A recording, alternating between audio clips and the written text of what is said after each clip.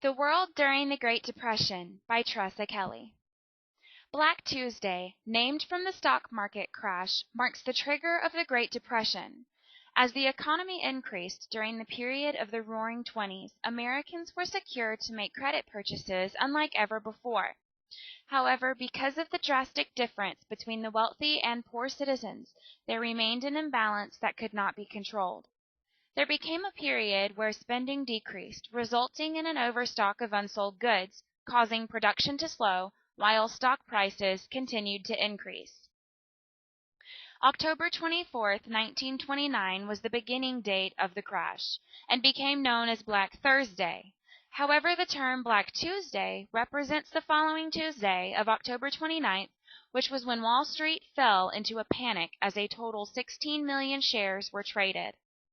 This crash, according to an article from PBS's An American Experience, The Great Depression, was deemed the worst economic collapse in the history of the modern industrial world. For more than a decade, this struggle took down banks and businesses, leaving more than 15 million Americans unemployed. The president at the time, Herbert Hoover, overlooked the seriousness of the crash and called it a passing incident in our national lives, leading Americans to believe the problem would be solved in as few as 2 months. Hoover was against providing aid or relief to the affected people. According to the same PBS article, Hoover was ridiculed and the name Hoover became the origin for the term Hooverville. Hoovervilles were the shanty towns that began to appear and were the homes to the Americans who lost everything. According to an essay by Greg Lange, a man by the name Jesse Jackson and 20 other individuals began building shacks on vacant land in Seattle, Washington. The city of Seattle opposed this, and the Seattle Health Department demanded squatters to vacate. Within a week, police arrived to burn the homes down. This took place 2 times before squatters sought refuge beneath the ground, using metal sheets and steel for the roofing. The city decided to permit their residency so long as they met sanitary standards. The livelihoods of Americans were drastically altered from the effects of the Depression. The text Give Me Liberty contains a chapter titled From Business Culture to Great Depression, the Twenties. It mentions how many Americans left cities to try and farm food for their families. Others left the cities they lived in for other cities to look for work. The search was so heavy that most cities had billboards and signs telling the jobless to keep moving, suggesting that without enough jobs to help their own community, they could not support others. By 1935, 33 million people returned to the farming lifestyle, which was more than any previous point in American history. The text also states that because of the future's insecurity, the suicide rate rose to the highest also in nation's history, as the birth rate fell to its lowest. The election of 1932 marked a great deal of change for Americans. The governor of New York, Franklin Delano Roosevelt, introduced Americans to the New Deal, which created a liberal political support of labor unions, African Americans, farmers, and intellectuals.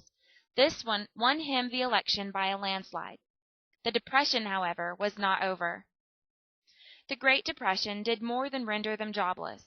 Men took on a psychological challenge worrying about how they would take care of their families. In their day, asking for help shamed them.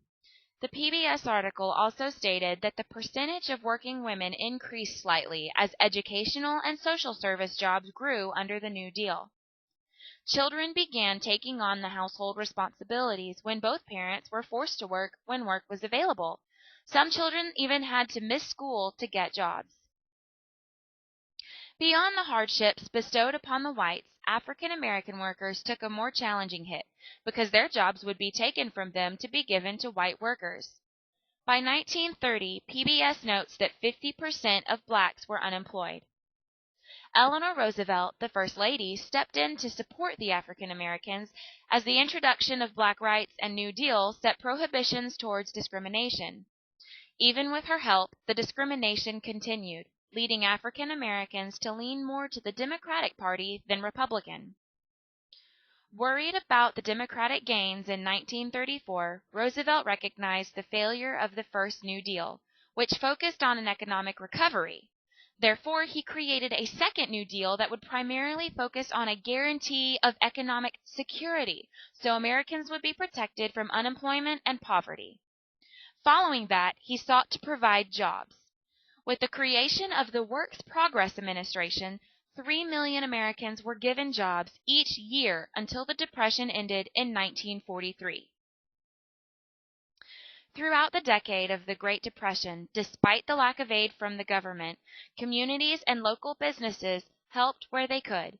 Various businesses would provide free coffee for jobless men, whereas others would open soup kitchens to provide meals for people unable to feed themselves or their families. During the road to recovery, the post-Second New Deal, the Tennessee Valley Authority put people to work building dams and various hydroelectric projects to control flooding and establish a source of electric power to the South region.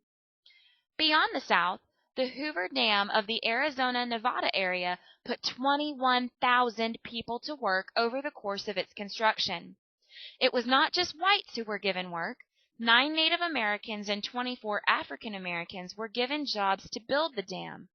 Although the diversity numbers were low of the employed workers, they were hired due to the fact that the companies were under pressure from the Roosevelt administration and did not want to face discrimination charges.